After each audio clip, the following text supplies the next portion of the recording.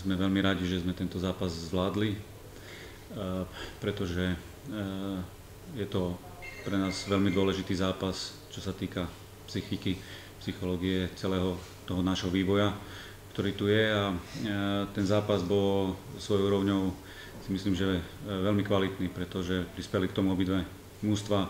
My v prvom polčase sme mali 3 vyložené šance, čo je na škodu, že sme ich aspoň jednu nepremenili, čo by nás bolo viacej ukludnilo.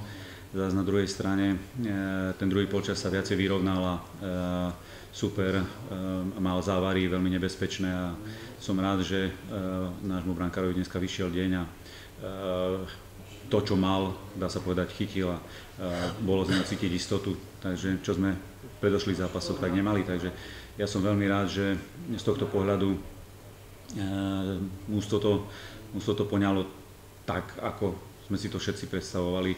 Je pravda, že ten záver bol taký hektický a tam práve sme potrebovali viacej skúseností v strede, kde sa dalo ešte niečo vymyslieť a dať ten zápas z nášho pohľadu skôr do kľudu. Takže ja som veľmi rád a teším sa z toho spolu so všetkými, že takýto zápas bol a že bol nakoniec víťazný pri nás. Ďakujem. Zápas sa hral vo fantastickej atmosfére, ktorú vytvorili obidve fanskluby. Samozrejme, futbal je o chybách a my sme tú jednu rozhodujúcu robili práve v čase, keď tá akcia nevyzerala nejak nebezpečne. Prišla zbytočná strata lopty, keď náš hráč v útočnom postavení zbytočne váhal s rozohrávkou a my sme z nevinnej akcie dostali po rýchlom breaku gól.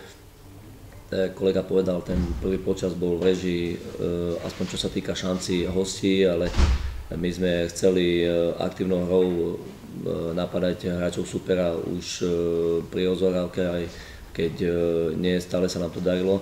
Ten druhý polčas z našej strany vyznel už lepšie, dostali sme sa aj do šanci, trošku sme museli síce prestriedať kvôli tomu, že niektorí naši hráči, ktorí mali zdravotné problémy, ale nie v priebehu týždňa, ale až tesne pred zápasom, či Harvila alebo Kolek, tak tých hráčov sme museli prestriedať a bohužiaľ v závere, keď nám dochádzali niektorým hráčom sily a bolo potrebné týchto hráčov vymeniť, oživiť tú hru, tak už sme tu možnosť striedania nemali.